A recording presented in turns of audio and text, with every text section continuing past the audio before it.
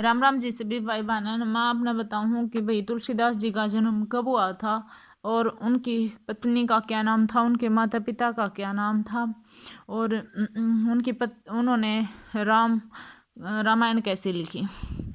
भारतीय संस्कृति उन्या महाकवि तुलसीदास जी का जन्म संवत 1589 सन 1532 में माना जाता है। तुलसीदास जी के जन्म स्थान विशेष पर्याप्त जानकारी न होने के कारण निम्नलिखित 3 मत प्रचलित हैं। उत्तर प्रदेश के वादा जिले का राजापुर ग्राम, एटा का सोरो नामक स्थान, गोंडा जिले का वारा क्षेत्र। सार्वजनिक मान्य राजापुर ग्राम के पक्ष में है। आपके पिता का नाम परम आत्मराम दुबे तथा माता का नाम हुलसी था। आप सयूरी पारिये ब्राह्मण थे। इनका अभुक्त मूल नक्षत्र में हुआ था। इनका जन्म अभुक्त मूल नक्षत्र में हुआ था। इस कारण बालक के अनिष्ट की आकांक्षा से माता पिता ने इनका परित्याग कर दिया था। इस कारण इनका बचपन अनेक आपदाओं के मध्य व्यतीत हुआ था। कुछ समय तक हुलसी की दासी चुनिया ने इनका पालन पोषण किया। उनकी मृत्यु हो जाने पर अनाथ बालक तुलसी को सौभाग्य से स्वामी नर हरिदास गुरु प्राप्त हो गए। उनकी कृपा से तुलसीदास जी को वेद पुराण और अन्य शास्त्रों का अध्ययन किया, अनुशीलन का अवसर प्राप्त हुआ। कुछ समय पश्चात तुलसीदास जी स्वामी जी के साथ काशी आ गए। वहां पर स्वामी जी ने उन्हें वेदांग, दर्शन, इतिहास, पुराण आदि से परमागत बना दिया। इसके बाद गुरुजी से आज्ञा लेकर आप अपने गांव आ गए। यहाँ आपका विवाह पंडित दीनबंधु पाठक की सुपुत्री इलनावली से हो गया। आप अपनी पत्नी पर इतने आसक्त रहते थे कि एक बार उनकी पत्नी अपने मायके चली गई तो आप भी उनके पीछे पीछे वहां पहुंच गए। इनकी पत्नी ने बड़ी लज्जा महसूस की और बोली, लाज न आवत आपको तोरी आहू साथ, धिक धिक ऐसे प्रेम को कहाँ कहूँ मैं नाथ। असित चरमय देह मम तामे ऐसी प्रीति, तैसी जो राम में होती न तो भावभीत। पत्नी की इतनी प्रचंडता से श्री गोस्वामी तुलसीदास सांसारिक बंधनों को तोड़कर श्री राम जी भक्ति में लीन होने के लिए प्रयागराज होते हुए काशी पहुंच गए। वहां पर वे श्री राम कथा का उच्चारण करने लगे। उन्हें रात में हनुमान जी के दर्शन हुए और हनुमान जी से मिलकर उन्होंने अपनी राम जी के प्रत्यक्ष दर्शन अपने की अभिलाषा पूर्ण करने का प्रयत्न किया। हनुमान जी ने उन्हें त्रिकुट जाने की सलाह दी। त्रिकुट जाते समय मार्ग में उन्हें 2 सुंदर राजकुमार घोड़ों पर जाते हुए दिखाई दिए।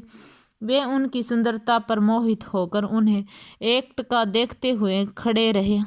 हनुमान जी ने सारा भेद खोलते हुए बताया कि वे दोनों राजकुमार और कोई नहीं थे बल्कि स्वयं राम और लक्ष्मण थे।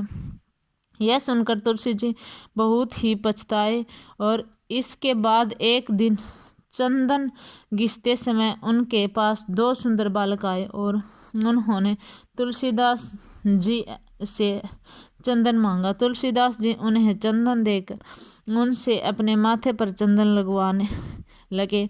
इस पर हनुमान जी ने तोते के रूप में निम्नलिखित दोहा, त्रिकुट के घाट पर भई संत की भीड़, तुलसीदास चंदन घिसे तिलक देत रघुवीर। यह सुनकर तुलसीदास समझ गए कि ये दोनों बालक श्री राम व लक्ष्मण उन्होंने भगवान की रूप माधुरी को झलक कर पिया और इसके बाद भगवान श्री राम अपने भाई लक्ष्मण सहित अंतर्ध्यान हो गए। तुलसीदास के इष्ट देव राम थे और तुलसीदास चाहत जन्म भाई रामचरण अनुराग यही उनके जीवन का परम आदर्श रहा। राम के प्रति उनकी अटूट भक्ति भाव की अभिव्यक्ति की और उनके व्याख्या ग्रंथों की विशेष से भगवान श्री राम के आदेश अनुसार गोस्वामी तुलसीदास पुनः अयोध्या आए और उन्होंने संवत 1631 में मधुमास की रामनवमी को श्री रामचरितमानस की रचना प्रारंभ की। इस महान काव्य की रचना में उन्हें 2 वर्ष 7 माह और 26 दिन समय लगा। समाज के में तुलसी जी के प्रभाव से निरंतर वृद्धि को देख पंडित लोगों में उनकी प्रति ईर्ष्या पैदा होने लगी। उन्होंने रामचरितमानस को चुराने के लिए 2-4 भेजे। चोरों ने भी गोस्वामी तुलसीदास की कुटिया पर 2 राजकुमार पहरा दे रहे थे। वे डर कर भाग खड़े हुए। तुलसीदास जी को इस घटना का पता चला तो उन्होंने अपने घर के सारा सामान जरूरतमंदों को देकर अपनी पुस्तक अपने मित्र टोयरमल के यहाँ सुरक्षित रख दी।